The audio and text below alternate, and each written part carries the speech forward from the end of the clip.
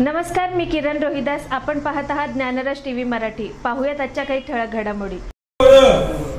आता ह्या ह्याला काय करून द्यावं लागल? लग्न करायला म्हणजे आता ह्याला सोन्याच्या चित्रिकाने पोरग बघायला म्हणजे ह्याला सोनं द्यावं लागल. देवाने त्याला सोनं दिलं. आता ह्याला नातवाला बघायचं आहे, त्या मुलाचं लग्न होऊ दिलं. त्या मुलाला मुलगा झाला आणि ती सोन्याच्या चित्रिकाने म्हणजे एका वरात एवढं मागितलं. कुणी? आंधळ्यानं. म्हणजे मागायची बुद्धी पाहिजे. ही बुद्धी फक्त सात्विक माणसाकडे असते. सात्विक माणसाकडे म्हणजे कशी? तुम्हाला सांगतो, महाभारत माहिती आहे? महाभारतात काय झालं? जेव्हा ते भीष्माचार्य शेष त्या बाणाच्या शेषावर जेव्हा झोपला होता, तेव्हा द्रौपदी आले म्हणजे असं काय केलं तुम्ही, असं काय केलं? तेव्हा ते म्हणजे असा विचार असा आला, जेव्हा माझं द्रौपदी म्हणजे जेव्हा माझं वस्त्र आणून होतं तेव्हा तुम्ही काय ग बसला? तेव्हा ते म्हणजे अगं द्रौपदी, तुझं जेव्हा वस्त्र आणून होतं तेव्हा मी राहत होतो कोणाकडे? कौरवांकडे राहत होतो. आणि कौरवांकडे राहत असताना त्यांचं अन्न खात होतो.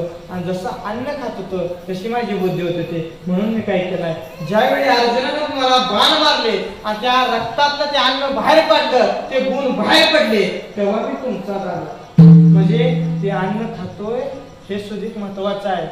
अन्न जे खातोय ते सात्विक अन्न असावं. जेव्हा श्रीकृष्ण दुर्योधनाला भेटाय गेलता तेव्हा दुर्योधन म्हणला, देवा आमच्यातनं जेवून जावा.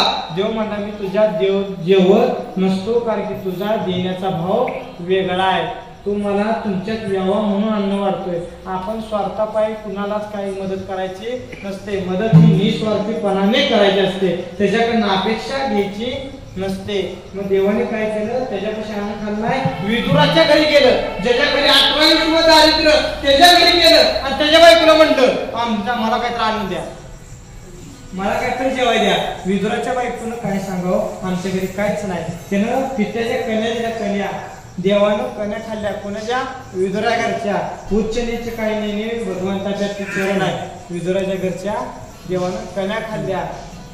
मला देव एवढा आपल्यासाठी का? तर देवाने सात्विक अन्न खाल्लं.